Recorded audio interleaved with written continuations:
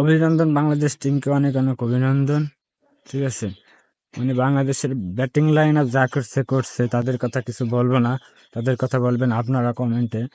মানে বলাররা তানজিম হাসান সাকিব যে বল করছে, মানে 7 রান দিয়ে চারটা উইকেট, 2টা আবার মেডন ওভারও আছে। মানে অসাধারণ বল করছে। আর মুস্তাফিজুর রহমানের কথা আর কি বলবো, মানে মুস্তাফিজুর করা লাস্ট 2 ওভার, মানে 17 নম্বর আর 19 নম্বর ওভারে, মানে 2 ওভারে 1 রান দিছে, প্লাস হচ্ছে তিনটা উইকেট, মানে ওইখানেই হারে গেছে নেপাল। মানে এই দুইজনের কৃতিত্ব ছাড়া আজকে বাংলাদেশে জেতা কোনো রকমে সম্ভবই ছিল না। এই দুইজনের কাঁধে ভর দিয়ে হচ্ছে বাংলাদেশ আজকে ম্যাচটা দিচ্ছে। মানে কি বলবো, আর মুস্তাফিজুর রহমানের কথা তো না বললেই নয়। মানে সে আবারও প্রমাণ করলো যে বিশ্ব সেরা কেন সে বিশ্ব সেরা, আর ডেথ ওভারের কেন সে কিং। ঠিক আছে, মুস্তাফিজুর রহমান অবিশ্বাস্য। যাই হোক, অবশেষে তো সুপার 8 নিশ্চিত করলো বাংলাদেশ, যার জন্য অনেক অনেক অভিনন্দন।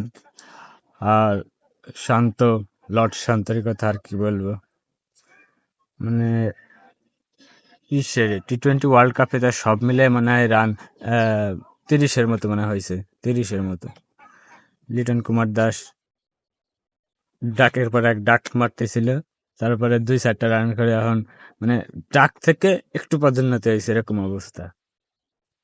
কি বলবো, কি বলবো আর বাংলাদেশ টিমের কথা।